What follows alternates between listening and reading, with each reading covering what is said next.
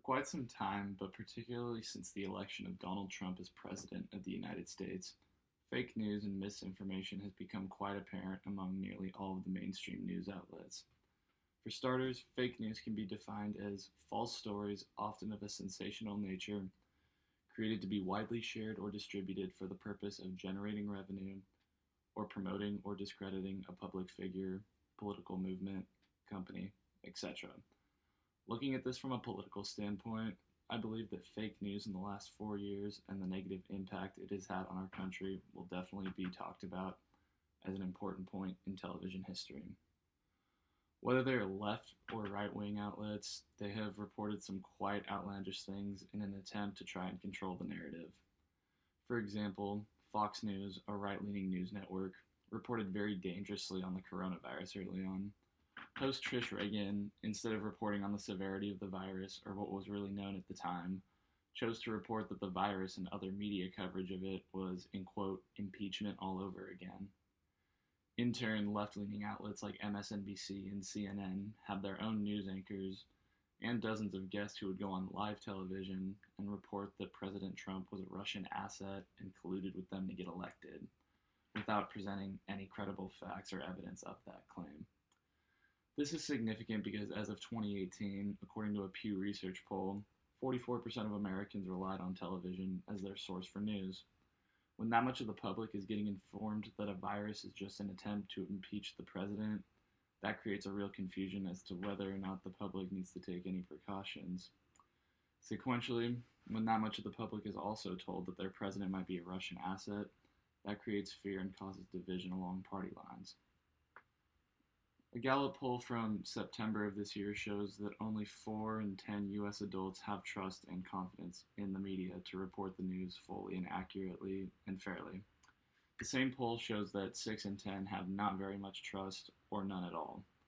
The percentage with no trust at all is now at a record high, and that's likely because of the partisan news reporting, which basically eliminates trust from anyone on the other side of the aisle. People with left-leaning views are not very likely to trust information about President Trump from Fox News, just as people from the right wouldn't trust what comes from MSNBC.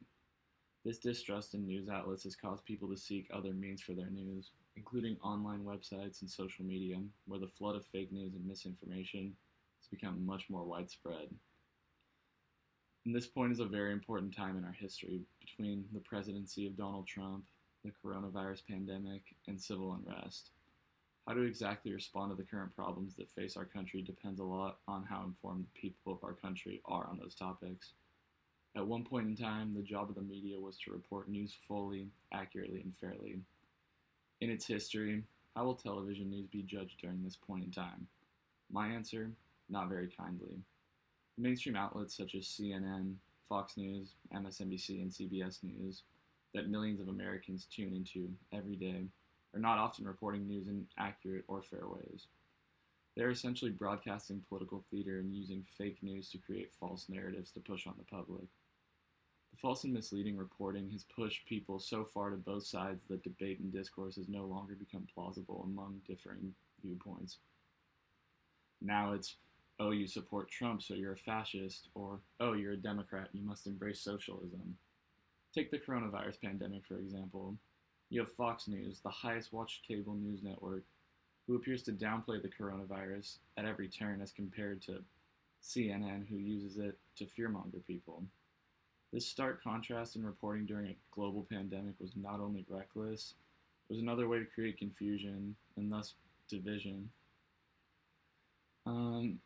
So ultimately, the fake news and misinformation era in television news will mark an important point in television history as it relates to covering politics. How the main media conglomerates covered certain events in the last 4 years strongly reflects the division in our country.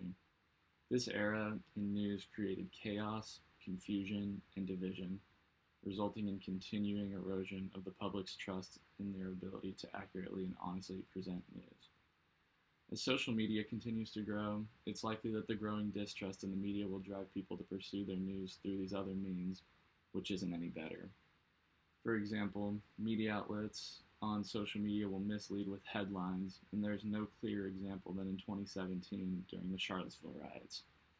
Due to the rapid dissemination of information online and many's habits to just read headlines, people were convinced that President Trump was a white supremacist and called neo-Nazis very fine people. However, just by watching the press conference, you can very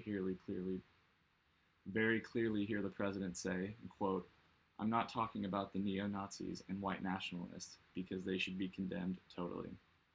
And many in the left-wing media ran with this narrative for quite some time.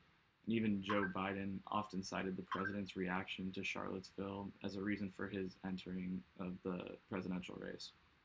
When it's all said and done, I think that this moment in television history will be looked back on as the time when competing news companies sought to control the narrative for political purposes rather than keeping the public informed.